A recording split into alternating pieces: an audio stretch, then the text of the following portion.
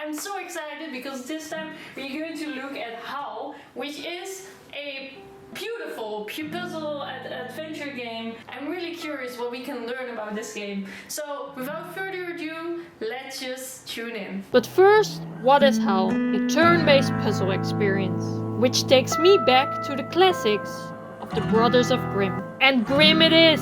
The living ink art style truly pulls you in. The UI explains the game with ease, and during your adventure, you will learn and unlock more abilities, all to maximize your winning streaks. This is a feel-good game which has been shadow bombed on Switch with a huge success. You shadow bombed basically your game. Like, how is that?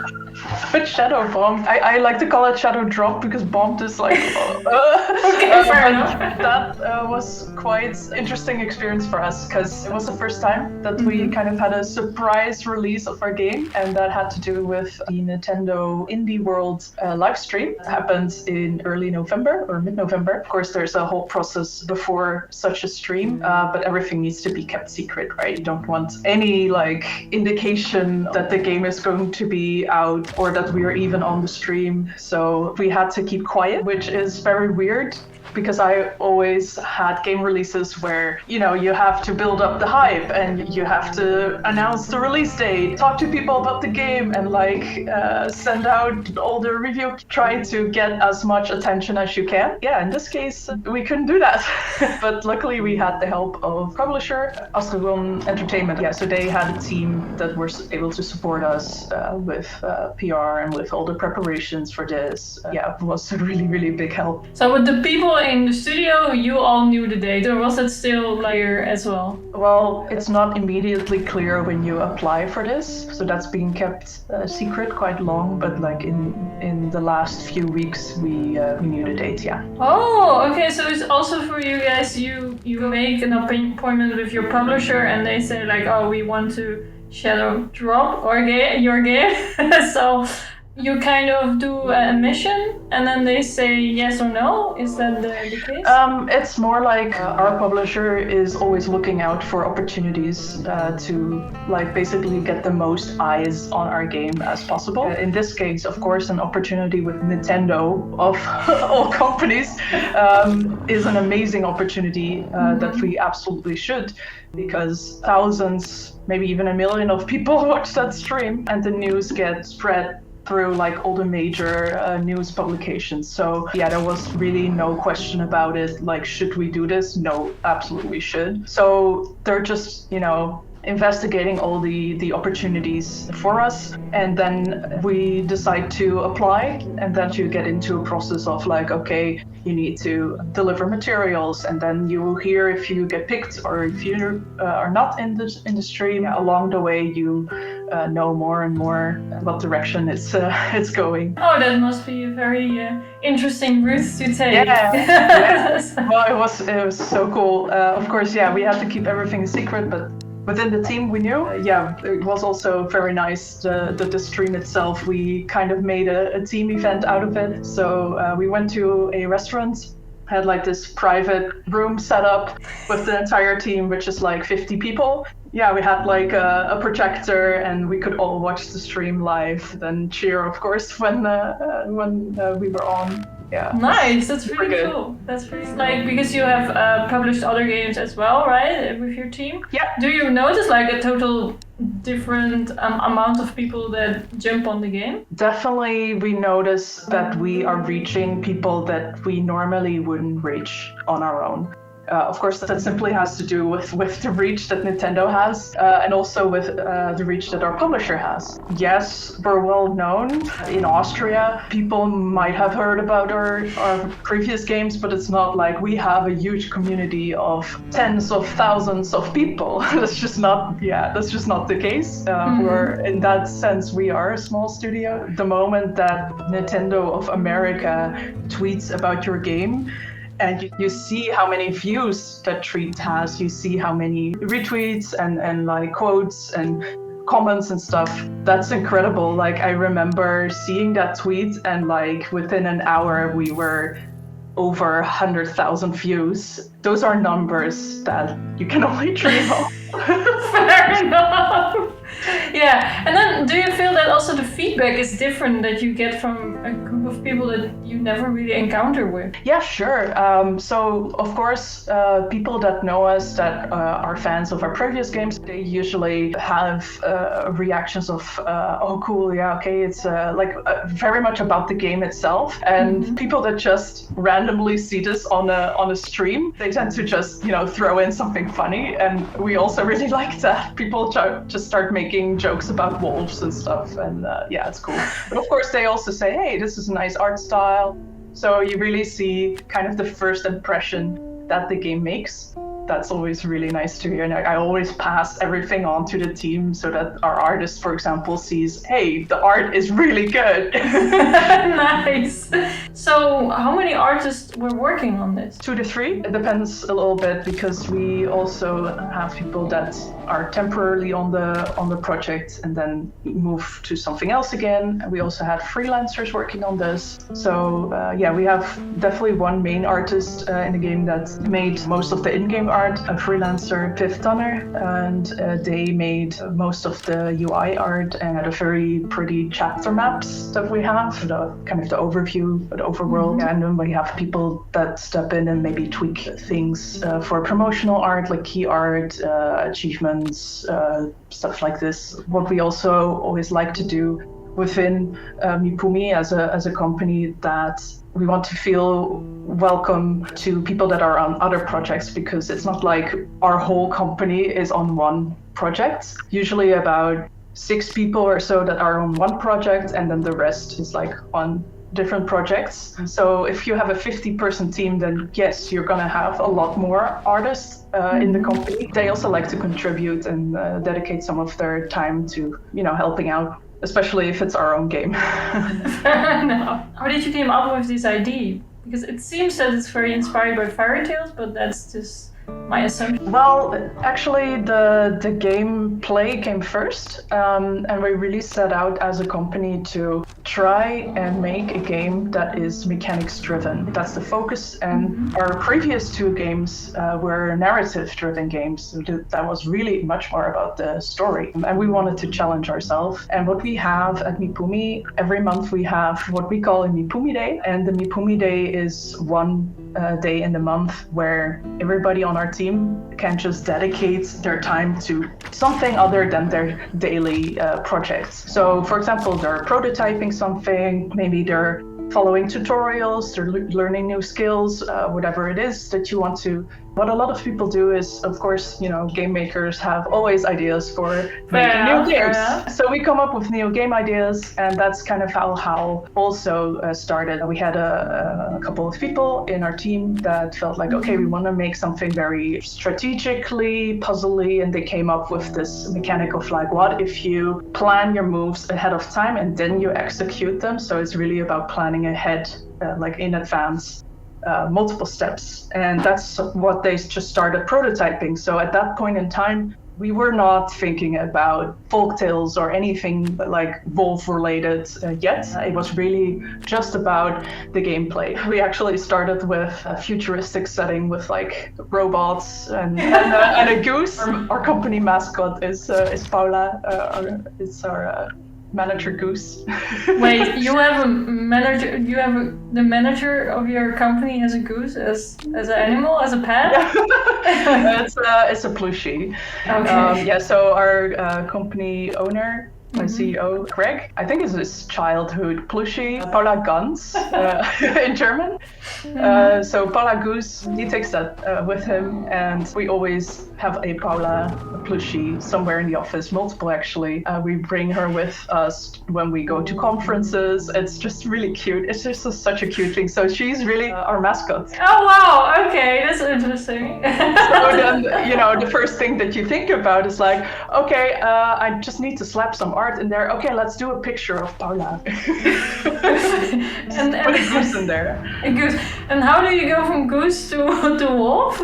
Yeah, so of course, as a company, it's like, okay, at some point, we have maybe a prototype that is very promising, and then meetings to decide about, okay, is this actually something that we want to turn into a full game and make a proper project out of it? We decided, okay, well, let's just take 1 month, we put a team on that, and that team will kind of develop what we call a conception phase, develop what is this game about, what is the vision of the game, what are the unique selling points, so really the unique features, and is it something that seems promising? Put some resources in. So that's what we did. And during that month, it was like, okay, what theme would be interesting to use in this gameplay setting? And we were already thinking of like wolves or so, and then we just evolved this concept to, okay, let's go for a like very dark folktale, being inspired by medieval manuscripts, you know, these Central European folktales where the wolf is always the danger, the bad guy. On the art side, we start exploring, what could that look like? Could we make something very visually striking? That's where we started developing an art style that also very much stands out. So what are the USP of the game? Yeah, so I think definitely the art style, the living ink as we call it,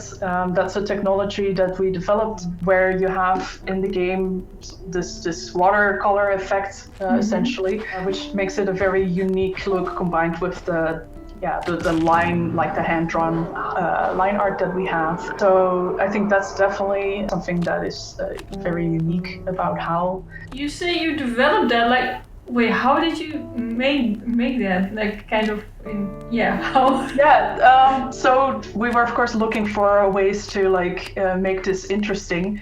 And we decided to apply for a research and development fund that we have here in Austria to basically get subsidized to make something truly special, because of course it's quite risky to take a long time to like develop something like that. So yeah, we had a small team on that for about half a year. So it was a technical artist and a programmer that worked together to make something that then artists can use this tool to create art for the game. It consists of several layers. So the base layer is the line art.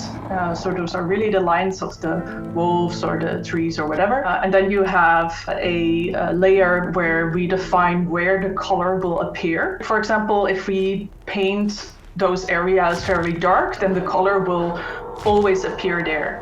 And if they're very light areas, the color will less likely appear there. It's a bit hard to explain. Of course, gray is like kind of in between where, you know, sometimes it will appear, sometimes not. And that's how you get this effect. On top of that, the color layers where we really say, okay, we want to have these colors roughly. And the layer below that kind of decides, okay, what gets actually shown, what gets through. So yeah, that's in a nutshell, kind of how it's set up. We were very fortunate that we got the chance to actually do that research. Without it, I think our game wouldn't have stood out so much. Yeah. And are you now, because you focus so much time on this tool, are you like, oh, this tool we use for other games as well, or is it like something it was nice for this game and we put it in? I'm not sure. I think we definitely learned a lot from it, and I would say, yeah, we could probably use a similar technique. It really depends on what other games we want to work on. I don't think we would be like, oh, now we have this tool, now we need to find and make a game that also fits with it. That's generally not our approach. We always go, okay, first, what's the gameplay about? What's the story we want to tell? And then we see, okay, what visual style fits with that? That's usually our approach. Yeah, and you said that you work around like 6 different games. So how long do you take for a game in your studio? Oh, that really depends, of course, how large the game is. So some people work on external projects, and with that I mean we work with big AAA studios like Remedy, like Ubisoft, IO Interactive, and those people can work on a AAA game for years, like 3 years, 5 years. And of course we work on a very small part of that, usually a technical part. But when it comes to other projects or our own projects, that can also vary a lot. Also because we have so many projects at the same time. Sometimes we work on our games and then we let it simmer for a bit and then we pick it up again. And of course, it also depends on whether we find a publisher or not. We had situations where we create a prototype and we have a pitch and really a nice vision. So we know, okay, this is what we want to make. And then it can take maybe even a year before we find a publisher that wants to pick it up and believes in it. Of course, there's contract negotiations as well. It could be that after a year we say, okay, now we have budget secured and we start working on it. Okay, so if I hear this correctly, and you kind of have different games, making pitches basically, and wait till one get like funded and then go with that? Yeah, for our own games, it is like that. We also do a lot of work for hire projects, so those projects can still, it's still like, okay, we're making a full game, but it's for a client, for another company, for example. I've worked on projects that were like 6 months. I've also worked on projects that were like 1.5 years. Yeah, it can really vary, but it's nice to have some variation in there as well. And so you also say like there is some external work, they just approach you and say like, oh, we have a technical stuff and we want you to fix it. Like how does that, like, how do you fix that to have that as an extra career basically as your studio? Well, it's for us actually a stabilizing factor in our business. If somebody just approaches you or we approach someone and they say, okay, this is what we want, we need your help with this, whether that's making a full game for a client or whether that's okay, we just need 3 programmers to come and port a game to consoles, for example. Yeah, that is for us a really nice opportunity because that means, oh, okay, we can have a stable income doing that. And then there might be other people on our team that in the meantime can work on our own games. I think this mix of having work for hire, external projects on one side, and being able to focus on our own games on the other side is, successful, really works out for us. It is, of course, very hard to just bet on one horse. The games industry is a very, hit-driven industry, and if your game flops, then what? Yeah, fair you enough. still need money, you still need to pay the bills. But it's also really fun because we are using that knowledge that we get from those projects. So whether that's porting, whether that's making a game for a healthcare company in VR, those things are very useful to then apply in our own project as our team gets experience. How old is the studio? We were founded in 2009, so we're almost 15. And you came in later, like because I came in 2019, so I'm nearly 5 years there now. Yeah. And what is your role in the company? I'm a producer. The people watching this that maybe don't know what a producer does, it's a lot of project management. So I make sure that the team knows what to do, that we stay within the budget, that everyone communicates with each other, which can happen that things are misaligned. I do a lot of planning, also communicate with the stakeholders that we have. So that can be a publisher, a client, making sure basically that our plan gets carried out. And if there are problems along the way, which there always are because it's game development, then I try my best to remove those hurdles for the team. Okay, so from a publisher point of view, what is the best planning tool? Oh, the best planning tool? I wouldn't know, honestly. That really depends on what purpose, what actually work a lot in Excel, like spreadsheets. Honestly, I did not find the perfect planning tool. Everything has their ups and downs. So yeah. I thought you were going to say Excel, but I was like, you're trying it, right? I think it would be very hard if you want to be a producer in this industry to avoid Excel. Yes. Or spreadsheets for that matter. Fair enough, yeah. So are you the only producer in your team or in in my team? Yes, so in a project team, I'm usually the only one, but we have more producers in the company that lead other projects. Luckily, I don't have to manage 6 on my own. Yeah, I mean, I don't know. No, it's usually it can be that I'm on multiple projects, but then it's multiple small ones. So maybe one project is wrapping up and the other one is starting, or it's just two very small things. Yeah, usually it's like balanced out. I just have a question by myself because you're Dutch from origin, right? And you went to Austria to work for this company. Like, wait, why did you go this route? Like, how is it to... Yeah, sure. 5 years ago, I think I was ready for a new challenge in my career. I worked at indie studios before in the Netherlands, but also at Game Incubator, Dutch Game Garden. I was looking for a new challenge, and at the same time, I was also in a long-distance relationship with my partner, who is from Vienna. Naturally, you kind of are like, okay, you know, maybe I also start looking in Austria. Let's see. I tried and see what comes out of it, and I applied Mipumi, and I actually I got very good vibes. So then I was like, okay, this sounds really positive. Do I leave my country now? I guess. It was not very much like me to take such a huge risk, or like at least it felt like a risk to me. For me, it was also like, okay, you know, I can always go back. I'm an EU citizen, so for me, it's actually not that much of a big deal to move between countries. And yeah, of course, I have my partner that is supporting me as well, helped me get settled in here, could move in with him. And then we both looked for a bigger apartment together. So that part was pretty smooth. Sure, it is a big step. So what were the biggest challenges for you to change, because it's also a cultural change, from the Netherlands to Austria? Yeah, I must say it's not as dramatic as it could be with other countries. We're still kind of in the same area of like, okay, Western European culture. Sure, there are differences, but they're not that large. People say that the people in Vienna are also very blunt. So I'm like, okay. The Dutch are known for being blunt, so I guess I fit right in.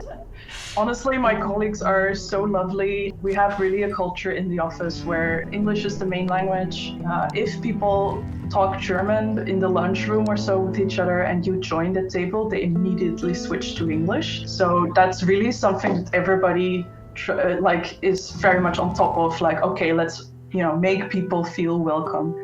And I'm also not the only one that is from abroad. When I joined, I was the only one. They had international people in the past, but at the moment I joined, they just happened not to have. But yeah, no, now we have loads of people. I like working with a lot of different cultures. It's always interesting to talk about, differences, but also similarities. Yeah, I enjoy that a lot. Because you have seen the game industry in the Netherlands quite well up close.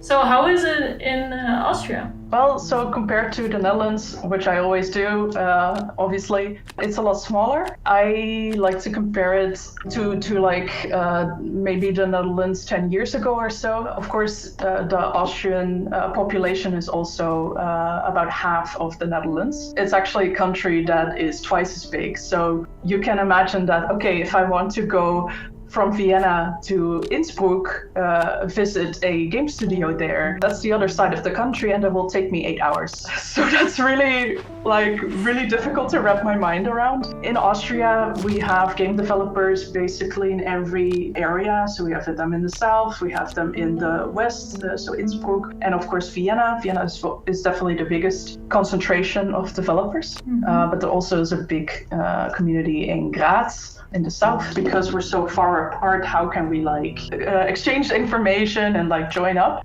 One thing that we try to do is have monthly calls with developers all across the country. So I'm actually on the board of the PGDA, which is the Game Developers Association of Austria. And basically, game developers are members of that, and they can join in on activities that we have. For example, we're setting up a mentor program.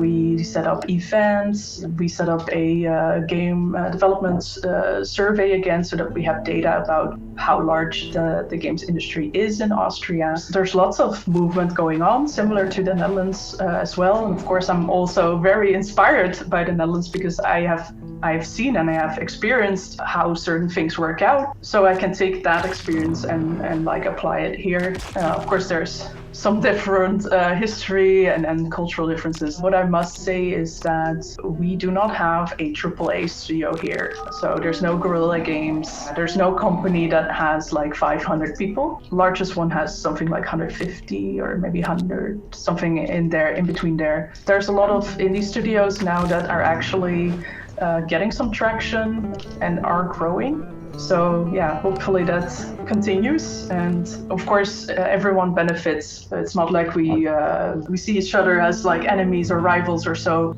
It's more like, okay, you know, if there is another company, whether that's in Vienna or in Graz or in Innsbruck or in Salzburg, if they are very successful, then we can learn from that. They are happy to share their knowledge, and we are of course happy to support each other. So any knowledge that we get from that is great. And of course, also as a company grows, it will attract more international people. You know, the whole scene benefits from that expertise coming in to the country. Oh, so I hear there's quite a community build it up there, basically. Yeah, for sure. Yeah. Okay, that's cool. Cool to hear. Okay, so that's a lot of culture, and I'll stop. Let's go back to the game. So I double challenged myself because indeed I knew the game mechanic was that you try to think what the wolves will do, but of course assist mode is like a total different experience. And I was like, I could have literally just aced everything, but I didn't. I tried to think where the wolves would be. I saw some parts of you playing, and I must say I was very amused because of your face. You were like, it was so funny. It was so great to see that. I was so concentrated, and I was like, I didn't want to use the assist mode because I thought, you know, that's kind of cheating. But yeah. No, it's not. No, seriously, I do want to say a lot of people on our team prefer playing on assist mode because it is still challenging enough when you play on that. Honestly, for me, it's a question of time. Like, do I have the time to figure all these moves out, or do I want to just determine my strategy? Yeah, really, there's no wrong way to play here. Even considered, maybe the assist mode should be the standard mode, and maybe the normal mode now is actually the hard mode, Yes. Which I think it actually is. No, but there's really no bad way to play. It's whatever you prefer, and I would say we want to respect your time, also your enjoyments. So if you don't enjoy figuring out, okay, I'm just gonna move probably there and then there or there, so, you know. It can also, you know, a lot of the joy of the game is just seeing a plan coming together and say, okay, this enemy's going there, okay, then I'm doing this and I'm doing that skill, and then on top of that I'm gonna create fire, and then you see it play out, and it's like, okay, nice, okay, it took care of 3 wolves in 1 turn, cool. That's totally legit. Yeah, I did it later with the other thing, and then I was like crushing on the levels. So, that's great. Yeah, so yeah, for me I think it was good in the beginning for me to have the challenge. But also one thing that I was like confused was, why is the fire hurting wolves and not me? Or was it? Fire is hurting you, but only at the end of your round. Yeah, so you can never end on a fire tile, otherwise you're gonna take damage. Okay, that's good because now I was like, oh, fire, I don't mind anymore. Yeah, I think we probably have a tooltip about it. Yeah, I guess you didn't encounter that then. You didn't. No, because I was like, wait, I was just like, oh, I need to go into the fire now. And I was like, no, I don't want to lose my health. And then I walked on the fire, I was like, no health lose. Like, what? Oh, yeah, okay. Why did I run around all those fires before? So. Okay, yeah, no, usually we use tooltips, so you just hover over a tile to see what it actually does. That helps a lot with understanding the behavior in the game and the mechanics. Yeah, it was my assumption because the wolf got like that because of the fire, and I was like, okay, so let's get them all into fire. But also don't get myself into fire, so that kind of stayed in my mind. I guess. Yeah, I mean, it is the same for the wolves. So only if the wolves stay in the fire at the end of the round, then they will take damage. Oh, okay. Oh, that makes it even more challenging because then I don't know. I guess I was lucky. I guess. Yeah. So a wolf can just go through fire as long as it ends up on a non-fire tile. It will not take damage. But yeah. Yeah, that was one time I was like, wait, why are you not dying? What is this? Yeah. Well, okay. Now we know why. Okay, fair enough. Okay, so the end of the round. You say the assist mode was the first mode that you built. No, not at all, actually. It was the last mode we built. I think if we would have built it again with knowing what we know now, it might have been like, okay, maybe we would have called that the standard mode and the other mode is like hard. But no, we were basically taking a look and analyzing our game, also playtesting with people.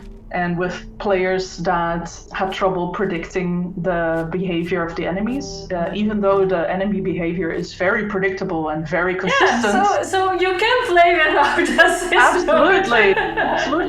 But of course, levels get so complex, especially later on in the game, where you have like 7 enemies and half of them have like 6 health or something like this. Then yeah, okay, you have so much to keep track of. We thought, okay, let's try and actually visualize this for people that want that, but we don't want to force that. At least our intended audience is people that actually enjoy this kind of thinking work. Fair enough. How would you describe your target audience then? People that enjoy strategic puzzle games. Yeah. And did you aim to a certain age group? Yeah, so there's definitely blood in the game, as you may have noticed. So we're not targeting 5-year-olds or so. No, I would say teenagers and up. You know, the complexity of the game, I think, is mostly fitting for teenagers and up. Definitely see also an audience among, people that enjoy playing quirky indie games, want to see something new or enjoy a unique art style, or like people that enjoy playing like cozy little games. When you first see our game, you might not think, oh, this is a cozy game, but it's actually quite relaxing. Like the pace is so low. There's no stress, like there's no like, oh my god, I need to do this fast, or like I personally don't like that. Yeah, no, you can just sit back, do a few levels, leave the game, come back later. And then you have, of course, all those upgrades. Like, was that also something that came in later, or was that something? No, that was definitely when we started producing this game. So really, the production of it, that was something that came up quick because, of course, if you can only shoot arrows or push, gets old fast. You need something to spice it up, and especially if you have like stronger enemies, you also want the player to kind of keep up. Yeah. So yeah. Of the special powers, I can use a super push, but sometimes not, and it was sometimes a bit weird when I can use or when I throw a bomb. I was like very at random. I was like then I was I need acid mode because I'm like otherwise I need to think. Okay, so when you have the action sequence bar like at the lower of your screen, you kind of see all the steps that you can take in a round, right? There's the 6 turns. Or eventually 6 turns, you start at the 3. Yeah. And we intentionally wanted to encourage people to actually plan out a lot of moves at the same time and kind of be rewarded for that. And that's where the skills also came in, because we wanted to tie these skills to specific slots. So, okay, you plan a turn, it's like, okay, first I move, then I maybe move again, I shoot an arrow, and then on the 4th turn, I can do this super strong force push, and that doesn't cost me anything. You only have 3 arrows, so, you have to use them sparingly, but those skills, okay, you can use them whenever you plan ahead. There's some skills that unlock in the 2nd turn, some in the 4th, and eventually also in the 6th. Those are the very, very strong ones. And that way we really encourage people to plan ahead, because if we wouldn't have done that, I think a lot of people would be like, okay, I move, action, play. And then next round, I move, action, play, you know? Fair, we yeah. really want people to try and complete the levels within the round limit that we set. So, okay, maybe you want to complete this level within 3 rounds. And if you do, then you get extra confidence points. And those confidence points you can use to upgrade those skills. It's like this whole loop of like motivating people to use the mechanics that make this game unique. Yeah, I think I just kind of, because I have a big microphone here, you don't see it, but it's in my face. So I needed to look over that sometimes. So now I get what went wrong, because I was like sometimes, wait, why can I now throw like a bomb? And then I was like, but I want a bomb on the third one and not on the second one. Wait, what is this? Why is it not doing that? And then yeah, exactly. The other thing was then on the fourth one, the special push. Yeah, sometimes I also just end up waiting a turn so that on that other turn, then I can do the nice skill. Great, I now know how to play the game. Awesome! Yes. Okay, perfect. And so, what were the biggest challenges by making this game? Yeah, we definitely had a number of challenges. So I think one of the challenges was we wanted to make a very focused game, but then on the other side there were still a lot of distractions going on. So to give you an example, we were working on this game and we're implementing all these features. So okay, yeah, we're throwing in new enemies, we're throwing in skills, implementing what we call hazards. So the fire and the bramble bushes and stuff. But at the same time, we're like, okay, but we also want to announce the game so that we can get Steam wish lists, which are really important because that really has a lot to do with visibility for people that actually want to play the game and buy it. Yeah, at the same time, then we also want to find a publisher. So if you want to find a publisher, you have to create a pitch document and you have a build ready. So the build ready, yeah, we're working on that. And a pitch document consists of all sorts of information about, your project's budget and your schedule, but also the game itself, nice visuals, for example. Who makes those visuals? Well, the artist that's actually working on the actual game. So you can see okay, this is a lot of distraction. On one side, you want to work on the game and make sure that the game gets to a good state as soon as possible. But on the other side, you also want to work on this pitch because without a publisher, it's getting really, really, really hard to actually release this game. So,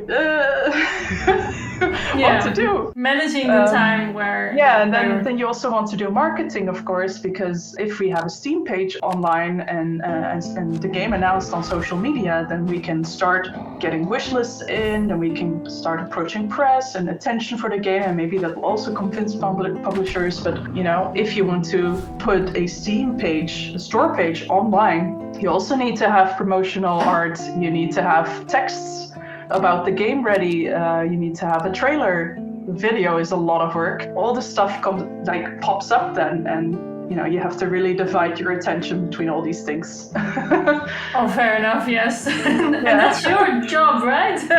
Yay! Well, my main job is really making sure the game gets made and the team knows what to do. And then, of course, I have a team of directors and management that can also help out when it comes to a pitch document, when it comes to promotional art. Maybe we start hiring a freelance artist to take over some things. So there's always solutions for these problems. Staying focused is definitely hard. I meant you are the person that needs to plan that. Yeah, no, for sure. I definitely need to advocate for that. Yeah, advocate. That's a better one. Yeah. Because, you were all together at the restaurant to celebrate Shadow Drop. Where do you feel that everyone, or you especially, do you feel the most proud of during this process? Well, of course, I'm proud of that we released the game. That's already whoa. I'm very proud how far this game got, because we started out thinking this is just gonna be this little cute game, and I don't know what's this going to be. And then seeing it evolve into this really nice, good experience then I was like, okay, it's an actual game now. Like, it's a good experience, and I actually enjoy playing it. And I think we did a really good job with making it stand out, especially on the art level. But ultimately, for me, what makes me proud is usually the process and working with the team. For me, it doesn't matter so much which game I work on. Of course, I enjoy certain things more than others. So much of my day-to-day work is working with the developers, the people in the team, and I really enjoy that. I can definitely imagine that other people in their team will be like, okay, an artist's gonna say something really different than I do. And of course, if you do creative work, that has much more impact on your enjoyment of it. As this is the first time I talk to a producer, so if somebody really wants to become a producer, I think that's really hard to show on your resume or whatsoever. Like, wait, do you have some tips to get into sure. the role? I must say it is definitely hard, especially if you are coming from a position where you don't have any experience yet. And that's because something that is inherent about the role of a producer is that you have a lot of responsibilities and you have to have knowledge of game development cycles. It's because of that there are not a lot of companies that actually hire junior producers, because producers have a lot of responsibility and need to make a lot of decisions. And that's of course hard if you like just graduated and what do you do? What I see in my environment at least is that a lot of producers usually come from a different discipline and then move into production. So it can be that you're a level designer or so, and then you decide, actually, I much more enjoy like planning and working with people. Or people often also come from QA, which makes a lot of sense. So QA is quality assurance, for those that don't know. Because as a tester, you already get familiar with these processes and what to look for, and also working with the team is also a very social role. You have to work with programmers to verify a bug fix. You have to work with the designer to talk about, okay, is this actually intended behavior as designed, or is this not supposed to happen? So there's a lot of things that touch on QA, and then it can be that you then move on to a producer role from there. That is not to say though that it's impossible. I think that also if you're coming from another industry, there are a lot of like common methods or like skills that you can transfer to the games industry. If you're, for example, working in IT or you're working in animation, there are definitely a lot of things that have overlap here. So if you're used to making budgets, you're used to planning or like managing a team, any project management skills are definitely going to come in handy. And then of course, added challenge for you is like getting familiar with game development processes, which is totally doable and reasonable. And I do think that companies are open to that, or maybe not, of course, I don't know. Yeah, it is hard. It can be hard to find good producers or even any producer in your area. I think it's also depending on your location a lot. If you are in an area where there are maybe a lot of studios, but most of those studios are like 5 people, then they're not going to hire producers. When they're going to hire people, it's probably another programmer or another artist. Producers only usually come in at a stage where you're like growing to 10 people, 12 people. By 15, you definitely need one. So it's like only a certain size and up. Usually. I do think that like companies that have only 5 people can definitely benefit from a producer, but it's not always that people are aware of what a producer can add. Yeah, it can be a bit of the devil's advocate, because now we have like a kind of a crisis feel in the game industry. Do you also notice that, or is that like more we just see a lot of layoffs and that is in the news? But do you also notice it when you like are now developing the games, because you are already working on 6 games and doing external work? Well, I must admit I'm in a very fortunate position that I don't notice any layoffs in our company. In other companies in Austria, also not so much. What I have heard from other from other developers is that it is harder right now to sign projects. So to get a publisher for your project is really hard right now, because publishers right now seem to be a little bit hesitant to take risks, and they rather go for something that's very safe or something that is lower budget. So that's what I've heard.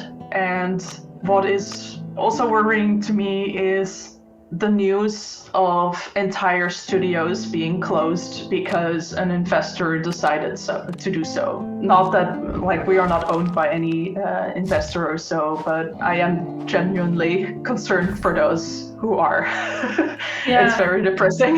Yeah, most likely the investors don't have the love for the games anyhow, so they just invested in it for the money. I don't think even that the games are being thought of. I think it's just a business decision to them, and they have no emotional connection to it whatsoever. Yeah, it's very depressing. Yeah, it's very depressing. But in case that you still want to start it as an indie company or whatsoever, like, would you have some advice for starters in the indie market? Ooh, in the indie market right now? Poof. I mean, I must say I'm not the best person to ask for that advice. Don't worry, I ask everyone. Yeah, I never started a company on my own. Mm-hmm. I would say inform yourself and don't be a stranger. Like, seek out your local communities of game developers and try to learn from their mistakes, learn from their experiences, build a network. If there's one thing that I like about working in the games industry is that we're all so connected and people are generally very supportive. So what I said before, indie developers especially are people that like to help out and like to help each other become successful. So I would definitely advise to reach out and get to know people, and they might introduce you to connections that are actually very relevant for you. Whether that's, business people, or maybe it's a publisher, or maybe it's press or so. Anything can come up really, and this is something that I think is the most valuable. I don't have much advice when it comes to making games itself. The market's always changing, so I don't think it has any point of trying to focus on one particular thing. I would say do market research. At the same time, do try to stay true to yourself and what excites you, and try to find an audience for that. Yeah, I do think the most important thing is to always try to keep learning, because the industry changes a lot. The market changes a lot. Yeah, you really need to stay on top of things, especially if you own a company, because that is at some point your livelihood. Yeah, but I mean, it is a business, right? So do I hear this correctly? Then you guys, when you have those new games, are you first searching on the market, where there's an open space? Or is it more that you are brainstorming a la Game Jam style and you're we're going for this idea? It's a bit of both. When we come up with an idea and we decide to create a prototype, we have a vision for it. What goes along with that is usually some sort of market research. So research similar games. And we have also contacted companies that do market research for us, or that do player interviews for us. So one company, for example, took our presentation and prototype of the game and presented that to players, which is of course super early, super still very, very early stage. It's not alpha, it's not feature complete at all. Maybe it only showcases one boss battle or something like this. And they just ask the players, which we think is going to be our target audience, what they think of it and what their first impression is. Of course, a lot of answers come out of that and insights that we can then use to shape our game and at least consider some things in the design process. And of course, we also work with PR agencies. What PR agencies can do in a very early stage is help you define the unique features of your game, help you define your market positioning, and help you define your target audiences. So those things are also very important for us to figure out, okay, who is this player? Like, in what like segment of the industry are they? Okay. There are a lot of things you can do. Yeah, exactly. Yeah, there's a lot of interesting thoughts with this. Yeah, I think we covered quite a lot. We went a bit from different areas. I think we didn't cover the audio. How was the audio for this game though? Because I thought it was very like not so active during the gameplay. I was like I didn't hear it so often. For us, it was very important that the audio was not distracting you. Well, that works. It of course still needed some flavor, right? It needs to add to the mood that you're in. For this game, we worked with a composer, and composer also worked with several musicians that actually played those instruments, mostly the guitar in this case, actually, to do real good recordings for the game. Then we also worked with a voice actress or like the narrative lines. Yeah, and the composer also did our sound effects. So that's audio.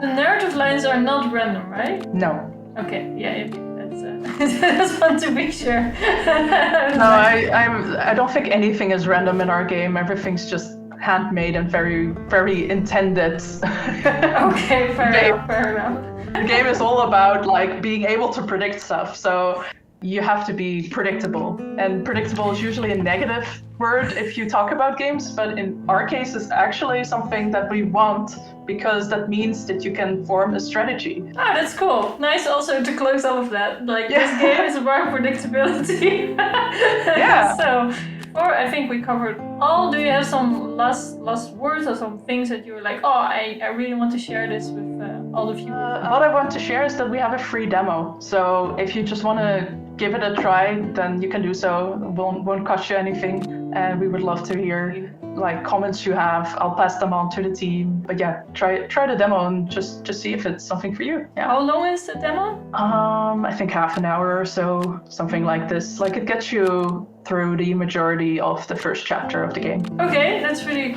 cool. And it's nice also for people to see if it is something for them. Yeah, thank you very much for this interview and being so well. We covered a lot of different things in this interview. Thanks for having me. Yeah, thank you. Wow. Nice blooper. Thank you for your wisdom.